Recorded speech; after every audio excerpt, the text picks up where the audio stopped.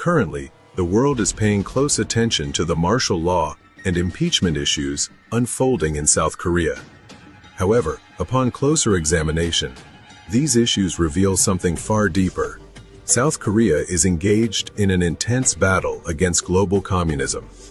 So today, on FT NER, we want to explore the war against communism unfolding in South Korea. Crossroads News reported on this situation, highlighting its significance. Martial law was declared and then very quickly lifted in South Korea. Now, this was allegedly being done to clear the way to root out North Korean subversion throughout the country. The allegation was there are politicians in the country who have been subverted by North Korea. The problem of Chinese Communist Party and North Korean subversion in South Korea is massive. It is a massive, serious issue. I've reported before that CCP subversion in particular, the CCP has subverted South Korea to such an extent that the country risks losing its sovereignty if nothing is done to change it. I would actually say the majority of the country currently is controlled by the Chinese Communist Party. Additionally, Dr. Gordon Chang stated that if South Korea's President Yoon falls, the country risks being overtaken by China and North Korea. This is not merely a domestic political issue, it is a war against communism. Against this backdrop, President Yoon's decision to declare martial law and send military forces to the National Election Commission within just 2 minutes carries profound implications. Why did President Yoon deploy troops to the NEC immediately after declaring martial law? For years, the Chinese Communist Party and Russia have been accused of interfering in elections in key countries to aid communist-aligned factions. Recently, in Romania, a country of strategic importance to Russia, evidence of Russian interference in election fraud was exposed, resulting in the annulment of the election results. Romania is not an isolated case.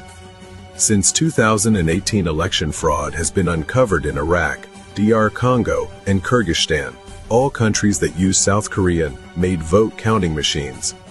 The timing of 2018 is particularly noteworthy. Just before this period, South Korea's staunchly anti-communist President Park was impeached, paving the way for pro-China, pro-Russia President Moon to take office.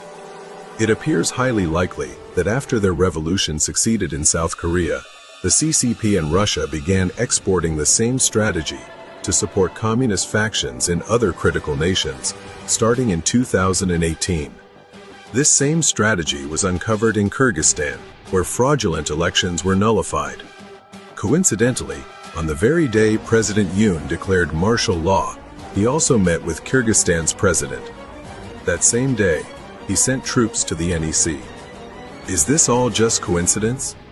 The U.S. had already begun investigating South Korea's election fraud issues in July. After Trump's victory in the presidential election, reports of election fraud began emerging simultaneously across multiple countries, including South Korea, even before his inauguration. This suggests a global conflict against forces seeking to dominate the world through election fraud. If these efforts to expose fraud fail, many nations may fall into the hands of the CCP, Russia, and their backers before Trump's inauguration. Nations that succumb to the CCP and Russia will lose their freedom entirely, and their churches will be shut down. To those who love freedom and cherish the church worldwide, this is not merely South Korea's issue. It is the labor pains of a new global order. If we lose this war, the world will become communist. South Korea is fighting fiercely right now. You too must fight and pray earnestly to ensure that your own country is not taken over by communism and the forces behind it.